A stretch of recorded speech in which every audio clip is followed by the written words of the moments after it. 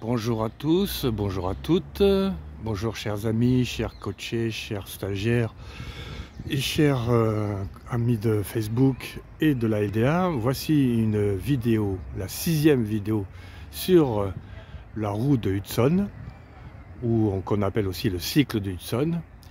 Et là, nous allons faire une petite synthèse, une petite conclusion sur cette roue de Hudson. Donc je rappelle à partir de ce schéma que je vais vous montrer, les phases, les 4 phases, la phase été, la phase automne, la phase hiver et la phase printemps. Donc rappelons-nous des étapes de chaque phase. Donc pour la phase été, il y a le départ d'un projet, par exemple quelqu'un qui a un projet d'entreprise ou quelqu'un qui fait une connaissance avec un amoureux. C'est le rêve, c'est le moment où ça se passe bien, le lancement de la relation, le lancement du projet, tout se passe à merveille. On est dans une période où on est plein d'entrain, plein de dynamisme pour pouvoir lancer ce projet. On est en joie. Ensuite, il y a la phase plateau. La phase plateau, c'est quand on est au plateau du maximum de sa joie, de son plaisir de faire ce qu'on a envie de faire. Ensuite, il y a la phase, la phase automne qui est, elle, faite de 2 étapes. Un début de marasme, comme on a vu, c'est-à-dire un début de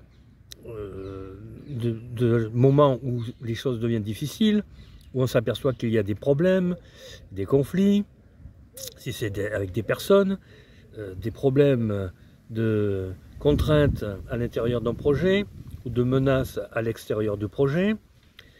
La phase de tri, on fait le tri de ce qui est bien et pas bien, on enlève, on supprime ce qui nous gêne, et on essaye de garder ce qui fait plaisir. Et on revient ainsi dans la phase d'été.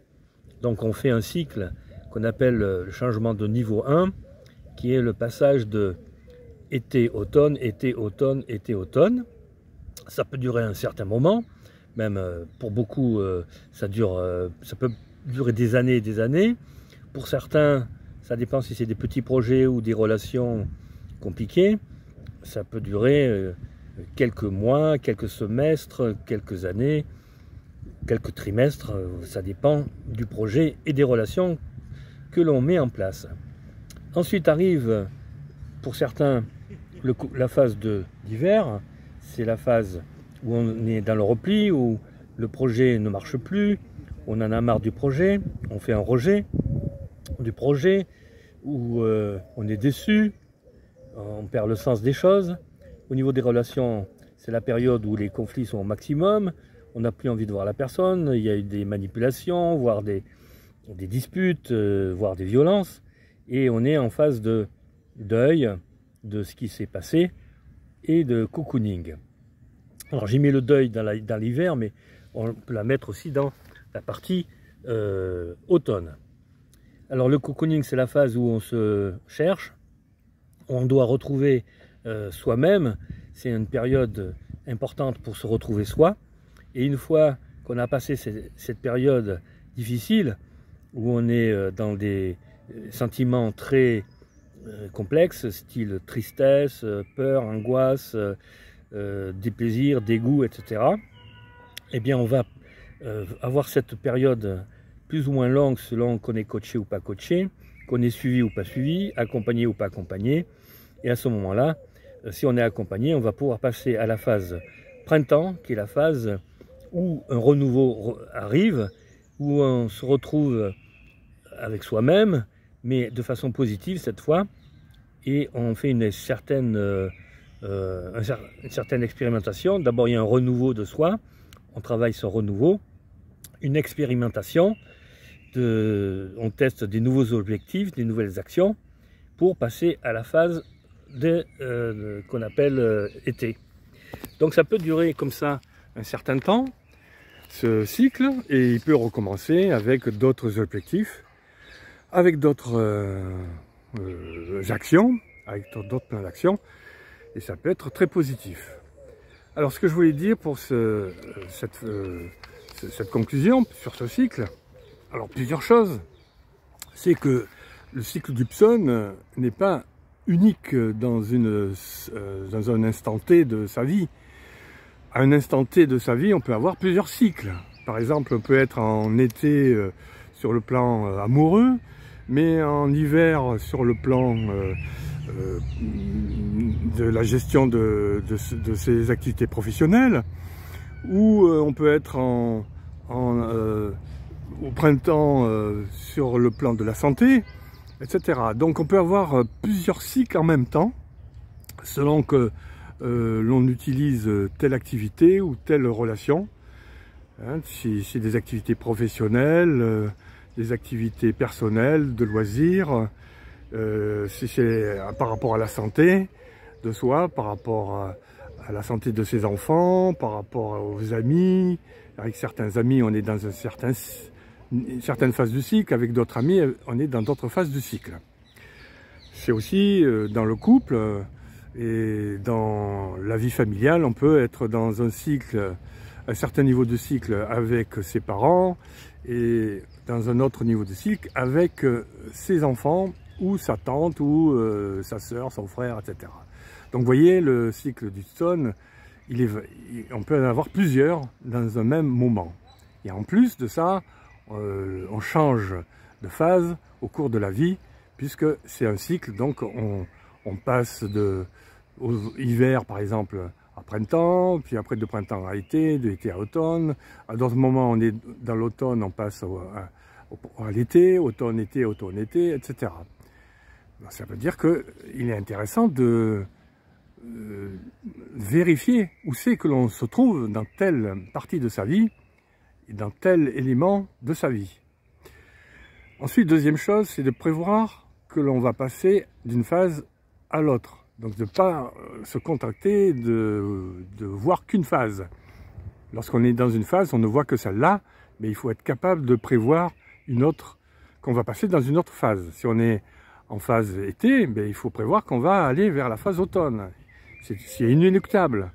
Donc il ne faut pas voir que oh, je vais rester à l'été, je suis bien dans l'été, et je vais rester bien. C'est pas possible ça.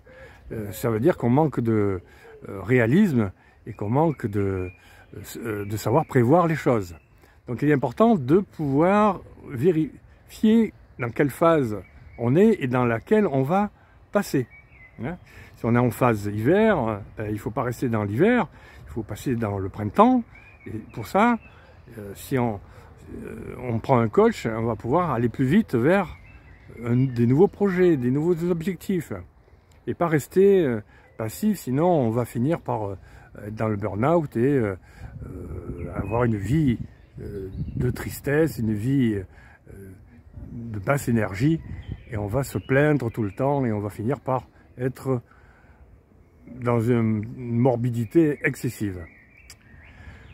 Ça c'est la deuxième chose. Troisième chose que je voulais dire en conclusion, c'est de faire un plan d'action, de réaliser un plan d'action, quelle que soit la phase où l'on est. Il est important de faire des plans d'action. Même en été, en été surtout, on est content de faire des plans d'action performants, parce qu'on est plus dans la performance que dans les petites actions. On a envie de faire des objectifs, d'aller vers des objectifs de plus en plus forts, de plus en plus hauts. Et ça, c'est parce qu'on a un beau dynamisme, et ça, c'est vraiment très excitant, très challenge. C'est des moments où on se sent fort, où on se sent puissant, hein, la phase d'été. Pareil, en automne, il est important de prévoir, de faire un plan d'action pour revenir soit à l'été, si on peut revenir dans le cycle niveau 1, changement du niveau 1, ou alors passer par l'hiver et le printemps, qui est le cycle changement niveau 2, hein, qui est ce qu'on appelle le changement de niveau 2, qui est plus profond, un changement qui est radical, qui permet de se retrouver, d'apprendre à se connaître, et ça c'est important. Quatrième chose, c'est que en coaching, si on est coach, on doit avoir des outils. Les outils, dans le cycle d'Hudson, il y a beaucoup d'outils que l'on peut utiliser, notamment les 7 piliers de la vie, que l'on a vu dans la phase dans la phase d'été et d'automne, les 12 leviers de l'estime de soi en hiver, et les 10 clés de la relation de coaching au printemps. Et puis il y a aussi les 3 P, la protection, permission, puissance au printemps, mais on peut le faire ailleurs. Et puis tout plein d'outils, de petits outils, d'analyse transactionnelle, de PNL, des outils de toutes sortes de coaching. Évidemment le triangle de Karpman qu'on retrouve partout. Et tous les outils que l'on voit à la fois dans le développement personnel et dans le coaching. Voilà pour ce qui est de ce triangle, pardon, de ce cycle de Hudson. Je rappelle aussi que on fait du coaching de performance dans la phase été et printemps, et automne, pardon, dans la phase été et automne, parce qu'on est en haute énergie. Alors en été, on est plutôt positif, en automne, on est plutôt négatif, mais on peut redevenir positif à l'automne. C'est pour ça qu'on peut faire un coaching de performance, de savoir-faire pendant l'automne, la période d'automne. Par contre, on fait un coaching du savoir-être dans la phase hiver et printemps, parce que ce sont des phases où on doit se retrouver soi-même, où on doit se rechercher pour retrouver la joie de vivre, pour retrouver des bonnes émotions, pour retrouver la confiance en soi, l'estime de soi, l'amour de soi et la relation avec les autres. Donc c'est-à-dire l'affirmation de soi. Et pour ça, évidemment, il est important d'apprendre à travailler sur soi. Sans ça, eh bien, on reste de façon superficielle et on retrouvera chaque fois des problèmes en phase d'automne si on reste dans la superficialité ou dans les actions avec les autres et sans se poser des questions sur soi-même. Ensuite, pour terminer, eh bien, je voulais dire que le triangle dramatique est utilisé un peu partout dans les phases, mais le cycle de Hudson est quelque chose que l'on utilise très souvent dans quelles que soient les situations des coachés, quelles que soient les situations des personnes. Le cycle de Hudson peut être utilisé en coaching, mais aussi en psychothérapie, en psychologie, en management.